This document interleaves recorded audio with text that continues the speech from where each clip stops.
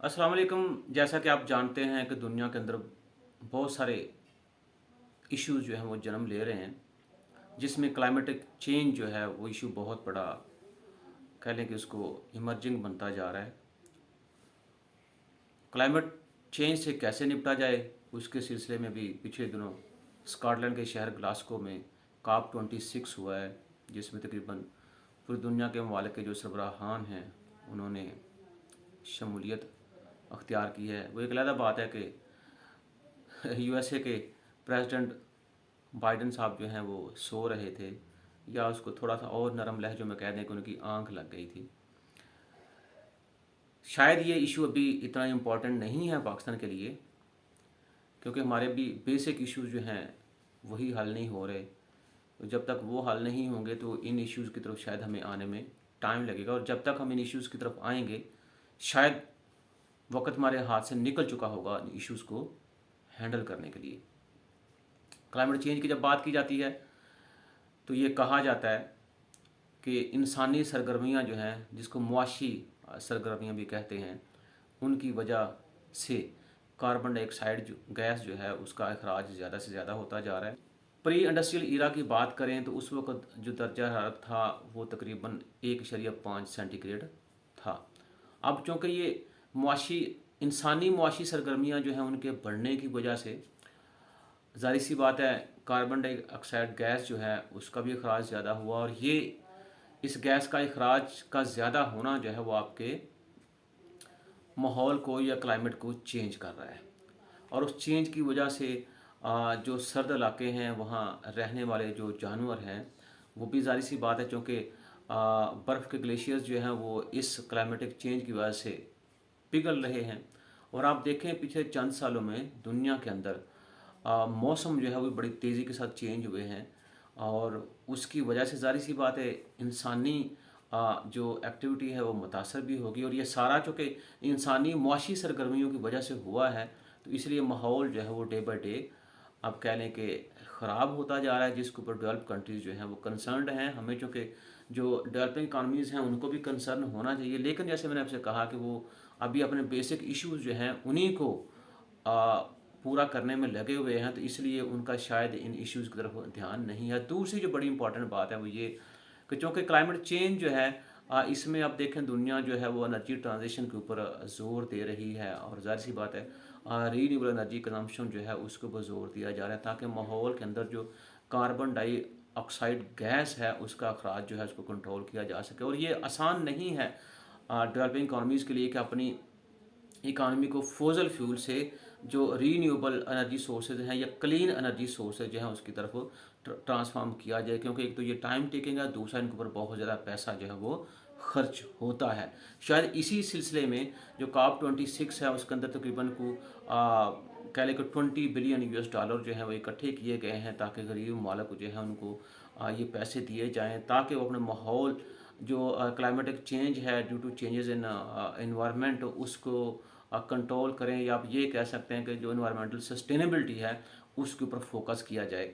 अब उस सिलसिले में जो मेरे पास कुछ चंद एक स्टैटिस्टिक्स हैं वो ये बताते हैं कि जब हम बात करते हैं माहौल के चेंज होने की, अब ज़ाहिर सी बात है चूँकि कुछ चीज़ें नेचरली हैं तो उनको, और मेरे ख्याल में अगर नेचर को चेंज करने की कोशिश नहीं करनी चाहिए, लेकिन हम लोग जो हैं वो तकरीबन लगे हुए हैं कि जहाँ पे वाला मैं तो बल्कि डेवलपिंग इकानमीज़ के अंदर एक ये भी फैक्टर समझता हूँ कि ये बेहंगम जो हाउसिंग सोसाइटीज़ जो हैं, पाकिस्तान के अंदर तो ये इशू है ना, ये हाउसिंग सोसाइटीज़ जो हैं इनका भी बहुत बड़ा हाथ है, क्योंकि ज़मीन के ऊपर आप जब रहते हैं ज़ाहिर सी बात है आपको भी क्वालिटी ऑफ लाइफ चाहिए, तो उस क्वालिटी ऑफ लाइफ को लेने के लिए या क्वालिटी ऑफ लाइफ को अटेन करने के लिए, अचीव करने के लिए आप हर वो काम करते हैं जिससे ज़ाहिर सी बात है माहौल जो है वो चेंज हो आपका। हम जब हाउसिंग सोसाइटीज़ की बात करते हैं, हम ज़ाहिर सी बात है जंगल भी काटते हैं। हम जब उसकी घूमते फिरते हैं, ज़ाहिर सी बात है हम सफ़र भी करते हैं, हम गाड़ियों का इस्तेमाल भी करते हैं। तो ये सारी चीज़ें जो हैं आपका पब्लिक ट्रांसपोर्ट हो बहुत ज़्यादा, ज़ाहिर सी बात है, या आपका प्राइवेट ट्रांसपोर्टेशन हो बहुत ज़्यादा, या आप बाहर मुल्क के अंदर और मुल्क से बाहर घूमते फिरें तो वो भी ट्रांसपोर्टेशन को इंटरनेशनल ट्रांसपोर्टेशन या वो कहते हैं, तो उस वजह से भी ज़ाहिर सी बात कार्बन डाइऑक्साइड गैस जो है उसका उस फ़ज़ा में इजाफ़ा होता है।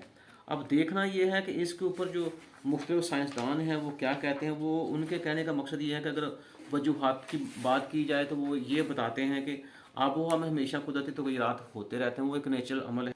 माजी में जब लोगों ने तेल, गैस और कोयले का इस्तेमाल शुरू किया तो उस वक्त दर्जा हरारत जो 1.2 सेंटीग्रेड था, जो प्री इंडस्ट्रियल ईरा से भी कह लें कि जो 1.5 था उससे कम था।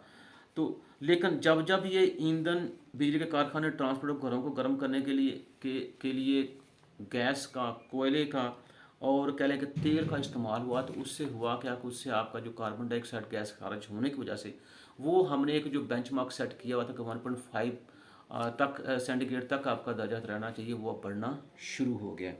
अब उसकी वजह से वो क्या कहते हैं, वो कहते ये हैं कि फ़ज़ा में जो एक ग्रीन हाउस गैस जो कार्बन डाइऑक्साइड है उसकी मकदार 19वीं सदी के बाद तकरीबन 50% इजाफा हुआ है। और अगर आप पिछले 2 दहाइयों में देखें तो तकरीबन इस गैस के अंदर 12% इजाफा हुआ है। तो आप ये देखें कि हमारी जो मुआशी सरगर्मियाँ हैं उसकी वजह से हमारे मसाइल जो है इन्वायरमेंट के रिलेटेड वो कितने बढ़ते जा रहे हैं। उसमें एक और वजह जो कही गई है को, ये जो ग्रीन हाउस गैसेस के अखराज की एक मेन वजह जो है वो ये कि हम जंगलात को ख़त्म कर रहे हैं, दरख्तों की कटाई करते जा रहे हैं। और पाकिस्तान में भी ये इशू, ज़ाहिर सी बात है, वो चल रहे हैं। अब इसकी वजह से होगा क्या, जो दुनिया जिसके ऊपर इतना ज़्यादा कंसर्न है, वो ये कहते हैं जी, ख़ासकर ये 3 से 4 पॉइंट जो हैं वो निकाले हैं ये क्लाइमेटिक गाइड जो है उसके अंदर से। पहली बात ये है कि बरतानिया के अंदर इंतहाई बारिश की वजह से सैलाब के आने का ख़तरा है, ठीक है। बहरहाल के नशीबी जजीरों वाले ममालिक बढ़ती सतह समंदर की वजह से पानी के नीचे, मतलब कि उनका पानी के नीचे आके गर्क होने का ख़तरा है। बहुत से अफ्रीकी मालिक जो हैं वो खुश्क साली और कहत और ज़ाहिर सी बात है खुराक में कमी जो है वो उस ऑलरेडी शिकार हैं, तो वो शिदत उनकी बढ़ जाएगी। शुमाली अमेरिका में बिगड़ती खुश्क साली की वजह से मगरबी हिस्से मुतासर होंगे, जबकि दीगर इलाकों में इजाफी बारिश और ज़्यादा शदीद तूफान आने के इम्कान हैं। ऑस्ट्रेलिया का सख्त तरीन और ऑस्ट्रेलिया का सख्त गर्मी और शदीद खुश्क साली की लपेट में आने का इम्कान है। और पिछला साल अगर आपको याद हो गर्मी का मौसम, तो ऑस्ट्रेलिया में हिस्टोरिकली दुनिया में सबसे ज़्यादा जो हीट वेव ने उनको मुतासर किया था। और उन्हीं दिनों कराची के अंदर भी हीट वेव जो थी उसका बहुत ज़्यादा असर था। अब मकसद देखना यह है कि इसके ऊपर काबू कैसे किया जाए। अब वो बड़ी वो इन प्रैक्टिकल सी जो चीज़ें हैं मुझे लगी हैं, लेकिन अब ये कि इंसान करने पे कर भी सकता है।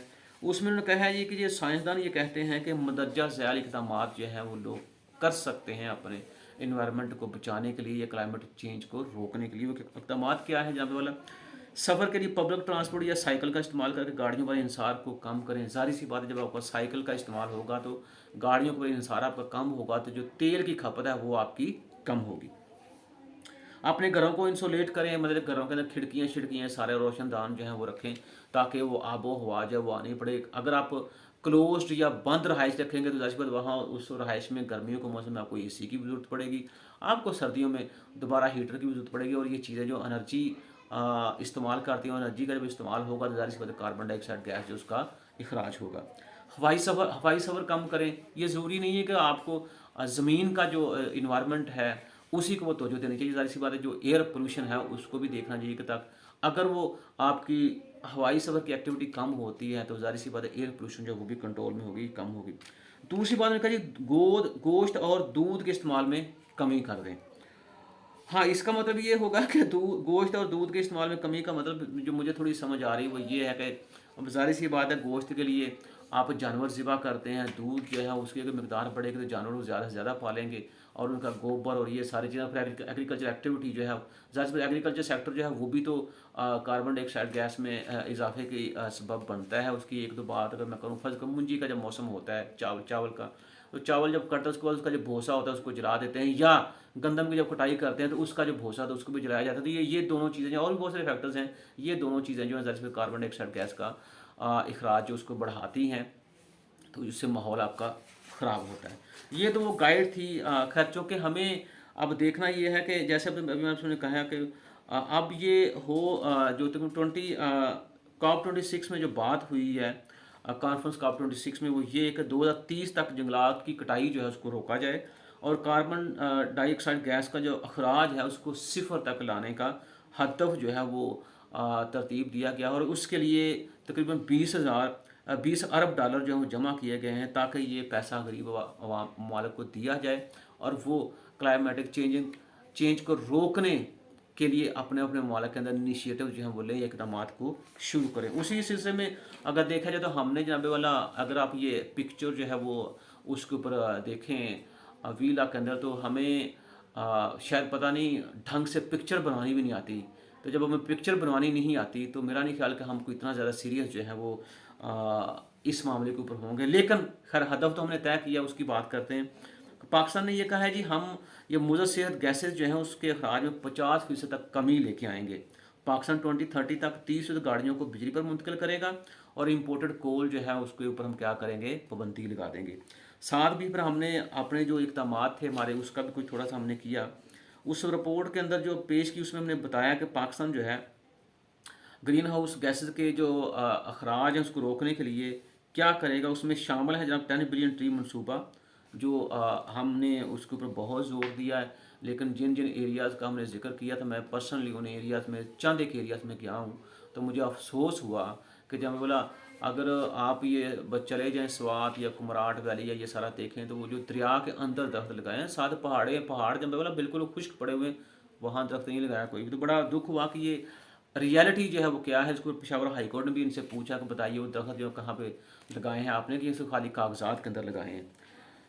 अच्छा, उसके बाद जनाब हम ये कह रहे हैं कि एक recharge Pakistan programme protected areas initiative भी शामिल है। रिपोर्ट में कहा गया कि 2018 की रिपोर्ट के मुताबिक पाकिस्तान में ग्रीन हाउस गैसेज के अखराज का तखमीना जो था वो तकरीबन 499.87 मेट्रिक टन था। अगर बिलियन ट्री सुनामी प्रोडक्ट जो अप्रोच या प्रोग्राम मुकम्मल होता है तो 2040 तक जो है कार्बन डाइऑक्साइड गैस के अखराज को 500 मेट्रिक टन तक रोकेंगे। रिपोर्ट में यह भी कहा गया है कि हुकूमत पाकिस्तान के माहौल दोस्त इक़दाम के जरिए 2016 से 2018 तक ग्रीन हाउस गैसेज के अखराज में 8.7% कमी आई है।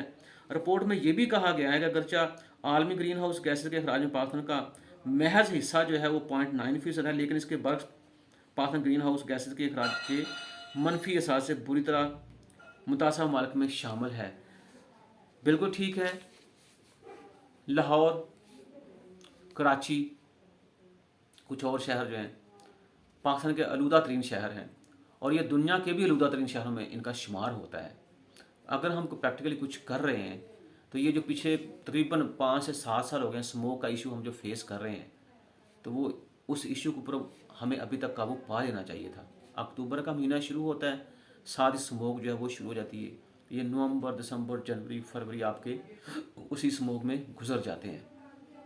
आप फिर ये देखें जब स्मोक का इशू आएगा तो हेल्थ के इश्यूज़ भी होंगे, सांस के प्रॉब्लम होंगे, खांसी, ये नज़ला, ज़ुकाम, बहुत सारी चीज़ें जो आपके साथ जुड़ जाती हैं। तो सिर्फ एक स्मोक के इशू के ऊपर काबू पाने के लिए, काबू पाने से कितने ज़्यादा हेल्थ के प्रॉब्लम जो है आपके उनसे आप बच जाएंगे। लेकिन वही बात कि शायद अभी हम उतना सीरियस नहीं है, ये वो तस्वीर को देख के आपको अंदाज़ा होगा। एक जो अच्छी बात है वो ये हमारे लिए जनाब वाला कि बरतानिया ने मौसमी तगैर से निपटने के लिए पाकिस्तान को तकरीबन 55 मिलियन पाउंड जो है वो दिए हैं। और उसमें से उन्होंने कहा है जी कि पाकिस्तान की गरीब आबादी को मौसमियाती तब्दीली के अखराज से तहफ़्फ़ुज़ दिया जाए। गरीब आबादी को तहफ़्फ़ुज़ की फ्राहमी के 5 साल मनसूबे पर 38 मिलियन पाउंड खर्च करेगा पाकिस्तान। 5 साल आबी इंतज़ाम प्रोग्राम पर 15 मिलियन पाउंड खर्च किए जाएंगे। बाकी रकम जो है वो पाकिस्तान को सरसब्ज बनाने में लगाई जाएगी। और शायद यही वजह है कि आजकल जो हाउसिंग सोसाइटीज़ हैं आपकी, वहाँ ये शजरकारी और ये सारी चीज़ें बड़ा सरसब्ज बना के दिखाया जाता है। यकीन करें ये चीज़ आपने देखनी, चाइना से जाके देखें कि किस कदर वो एक एक इंच ज़मीन जो है उसको नेचुरल बनाने की कोशिश करें। किस तरह से वो दरख्त साजी को जब बोला उन्होंने प्रोटेक्ट किया, किस तरह से वो जंगलात हैं उनको उन्होंने प्रोटेक्ट किया, किस तरह से वो कुदरती मनाजर जो हैं उसको उन्होंने प्रोटेक्ट किया और साथ में प्रोपोगेट किया ताकि इंटरनेशनल जो टूरिज़्म है उसको अट्रैक्ट किया जा सके। तो ये चीज़ें होती हैं जो कह लें इसको कि उसके ऊपर तवज्जो देनी चाहिए ताकि आप कुछ ज़्यादा से ज़्यादा अपने आप को क्लाइमेट चेंजेस से महफूज कर सकें। पाकिस्तान की जहाँ बात है, ख़ासकर मैं बलूचिस्तान की बात करूँगा जहाँ उसका शहर है सिरपी, तकरीबन 50 डिग्री सेंटीग्रेड दर्जा रात जो है वो हर साल नॉर्मल है। और ये वो इलाके हैं या वो आपका सूबा है जो हम कहते हैं कि कुदरती रिसोर्स या नेचुरल रिसोर्स से भरा हुआ है, लेकिन हम उसको अभी तक इस्तेमाल नहीं कर पाए। यहाँ इस कदर गर्मी होती है कि जब बोला परिंदे जो हैं वो गर्मी के दिनों में फ़ज़ा में मर के नीचे गिर जाते हैं। तो आप सोचें कि उन हालात में इंसानों का वहाँ पे रहना कितना मुश्किल होगा, और जब जब साथ पानी ना मिले आपको, फिर ज़िंदगी कितनी ज़्यादा मुश्किल हो जाती है। और ये क्लाइमेटिक चेंज जो है, मुझे लगता है कि उन शहरों में लोगों के लिए लोगों को तकरीबन उन्होंने ज़िंदगी की बका लड़ने पे मजबूर कर दिया। लोग एक जगह से दूसरी जगह जो है मूव करें, ताकि हम कम से कम अपनी ज़िंदगी जो है उसको बचा सकें। हम इतने सीरियस हैं अपने लोगों के बारे में, और ये शायद मुझे लग रहा है कि अगर हमने इसके ऊपर सीरियस होकर ना सोचा, तो ये एनवायरमेंटल चेंज या क्लाइमेटिक चेंज का इशू जो है, ये भी पाकिस्तान के हाथों से बाहर निकल जाएगा। इस COP26 कॉन्फ्रेंस के अंदर अमीर मालिक ने तकरीबन 20 बिलियन US डॉलर जो इकट्ठा किया है, ताकि गरीब मालिक जो हैं वो इसके साथ या इस अमदाद को इस्तेमाल करके अपने इन्वायरमेंट को प्रोटेक्ट करें। अब मसला ये है कि उसके साथ साथ चीज़ें जो हैं प्रोटेस्ट भी हो रहे हैं कि ये इतना मिनिमल अमाउंट जो है, जो गरीब अमीर मालिक जो बड़ी मेहरबानी की उन्होंने गरीब मालिक के ऊपर। एक मेरा व्लॉग भी देखेंगे, मैंने चाइनीज़ CGTN TV को इंटरव्यू दिया था, जिसके ऊपर हमने बात की थी। क्या ये 20 बिलियन US डॉलर जो है, क्या उससे पूरी दुनिया का स्पेशली गरीब मालिक जो हैं, क्या वो अपने इन्वायरमेंट को क्लीन कर पाएंगे? अब उनका दावा ये है कि कम से कम हमें 100 बिलियन US डॉलर जो है वो दिया जाए, ताकि हम जनाब वाला अपने अपने ममालिक के अंदर इन्वायरमेंटल इनिशिएटिव जो हैं या क्लाइमेटिक चेंजेस को रोकने के लिए इनिशिएटिव जो हैं वो लें, ताकि हम भी अपनी आबादी को क्लीन इन्वायरमेंट जो है वो दे सकें। मेरी पहली बात जो है जो भी गरीब मालिक के सरबराहान हैं उनसे ये कि कभी भी अमदाद लेके आप इन्वायरमेंट जो है उसको सस्टेनेबल नहीं कर सकेंगे जब तक कि आप अपने डोमेस्टिक रिसोर्सेज जो हैं वो प्रोड्यूस ना करें, या वो पैदा ना वो पैदा करें, ताकि आप अपने डोमेस्टिक प्रॉब्लम जो है, इन्वायरमेंट जैसे प्रॉब्लम जो उनके साथ निपटा जा सके। क्योंकि ये अमदाद जो हैं, ये आपकी रिलायंस जो है वो डेवलप कंट्रीज़ को बढ़ाएंगे, लेकिन डेवलप कंट्रीज कभी भी आपको सफिशेंट अमाउंट ऑफ फंड्स नहीं देंगे जिससे आपके वो प्रॉब्लम जो है वो हल हो सकेंगे। इसलिए जितना हो सके अपने डोमेस्टिक रिसोर्सेज के ऊपर रिलाई करें, ताकि आप अपने प्रॉब्लम्स को हल कर सकें। अल्लाह ताला हमें और हमारे दीगर जो दोस्त अहबाब हैं या हमारे अवाम जो हैं उनको अपने अपनी जगह साफ़ करने की तौफीक दे, क्योंकि बिया का मुस्लिम सफाई निसफ ईमान है। तो जब तक आप सफाई का ख्याल नहीं करेंगे, आपका ईमान मुकम्मल नहीं होगा। खुदा हाफ़िज़।